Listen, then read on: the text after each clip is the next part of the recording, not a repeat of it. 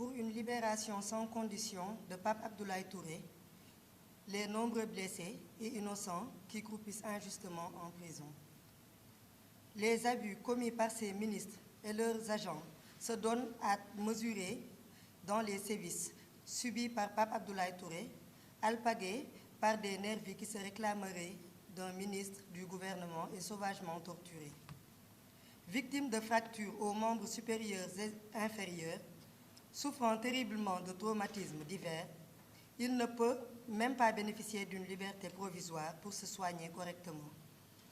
13 jeunes acteurs de la société civile étaient cette semaine en instance de délibération auprès de la chambre d'accusation de la Cour d'appel de Dakar pour des charges étrangères aux actes qu'ils ont posés à l'instar de Aliou Sané. Ils courent tous le risque d'un embastillement injustifié, comme c'est déjà le cas depuis plusieurs mois de Cheikh Omar Diagne, Fadilou Keïta, Bassirou Diomaye Faye, Modou Ndiaye de Bambey TV, Nit Dof, Hannibal Djim et de centaines d'autres innocents victimes d'arrestations préventives et d'abus de pouvoir. Poursuivis pour des infractions relevant du flagrant délit, de nombreux citoyens font l'objet d'une ouverture d'informations judiciaires en violation flagrante de leurs droits et libertés.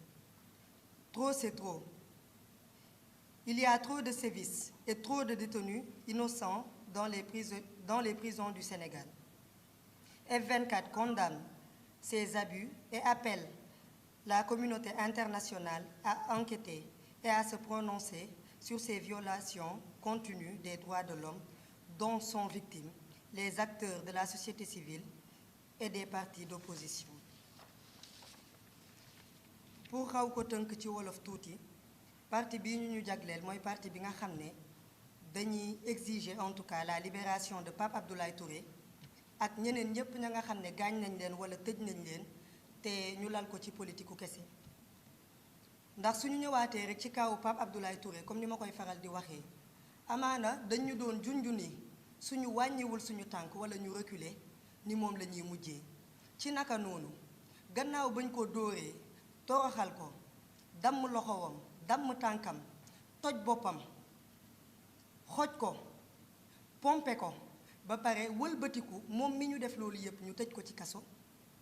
mais dafa am ay pièces yoo xam ne dañ ko génne uniquement pour mën a tiital ñi nga xam ne ñu ngi jéem a résister te ci pièces yooyu ñu génne gis nañ fi ay photo yoo xam ne génn na di wane ni dañ koo maltraité malmené ko waaye soo leen seetloo ci suñu sortie yu mujj yi wax nañu ne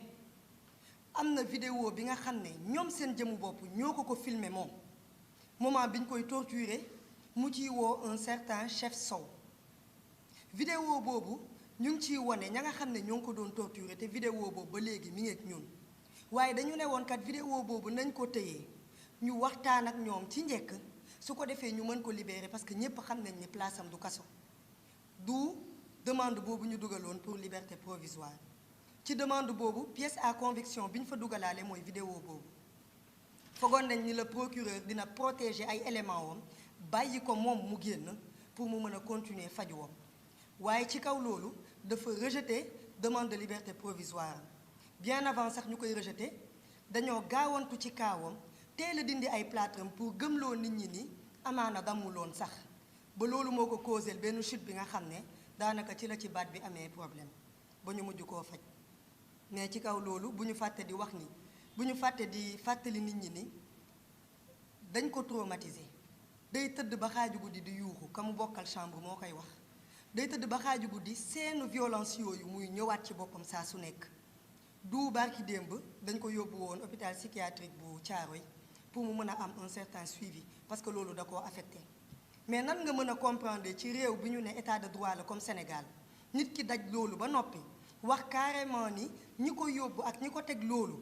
ñoom dañoo présenté wu comme étant des éléments du ministre de la jeunesse Pape Malick Ndour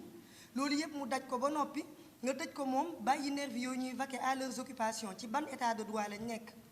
waaye sañu ñoo wax ci kaawam te duñu tudd yeneen cas yi nga xam ne daj nañu lu ni mel wala ñu tëj leen injustement parce que nit amul lu gën a précieux que temps te temps bi ngay xañ nit ki liberté wam boobu nga koy xaj tëj ko ci kaso gi te defut waxul tinul ku ci mel ni tey Aliou Sané ci yan base nga ko mën a jàppe tey indi na ay preuve nga laaj mu indi ay preuve ni liñ koy jiiñ amul pour lan nga jëlaat ko di ko delloo ci kaso bi ku mel ni Fatou Fall mi nga xam ne muy Falla Fleur dugaloon na demande de liberté provisoire ñu bañal ko barki Dembo Ndiaye ci ban base lañ ko jàppee su dee flagrant délit la nañ leen atte mais détournement de procédure boobu pour lan day wone un certain acharnement ci ñi nga xam ne ñoom ñooy porteur de voix tey ku ci mel ni kaawu ñi nga xam ne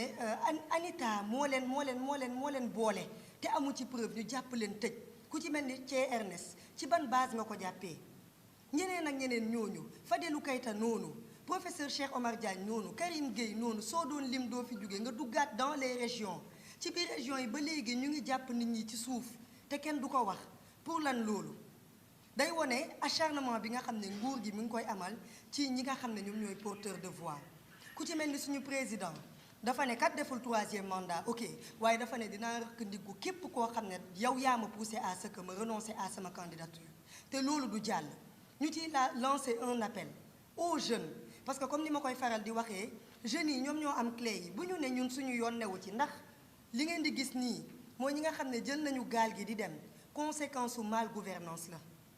kon jàpp naa ni képp koo xam ne devenir u réew mi itteel na la da nga war a taxaw temb ànd ak ñun ci combat bi ànd ak waa F24 ci combat bi ngir acharnement boobu ñuy amal ci détenu politique yi mu mën a dakk ndax ñoom kat lañ fay dund dafa métti ci ñu wax kook ñàkk koo wax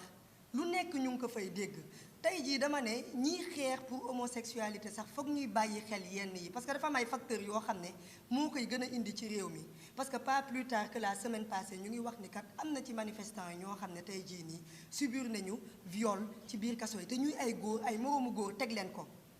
bëgguñu sax di wax bay mën a toucher benn sensibilité bi mais loolu yépp mi ngi fay xew te waxuñu ko am na ñoo xam ne tey ñu ngi ci coma ndax lan dañoo am crise d'asthme ñu war leen a assister wuñ leen parce que tout simplement dañoo bokkoon ci li ñu wax nee nañu dañoo bokkoon ci manifestants yi te ba léegi indiwuñu ay preuves yuy wane ni ñooñu war nañ leen a mën a téye muy ay cas yoo xam ne suñ ko fi doon yaatal duñ ko mën a jeexal mais en tout cas di lancer un appel à képp koo xam ne devenir u réew mi ñor na la pour nga taxaw temb ngir ñu mën a xeex loolu te duñu fàtte saa su nekk di exiger leur libération immédiate et sans condition de tous les détenus politiques amul diw fii la bokk amul diw fële la bokk di leen jaajëfal bu baax ci teewlu bi. Merci Yolande.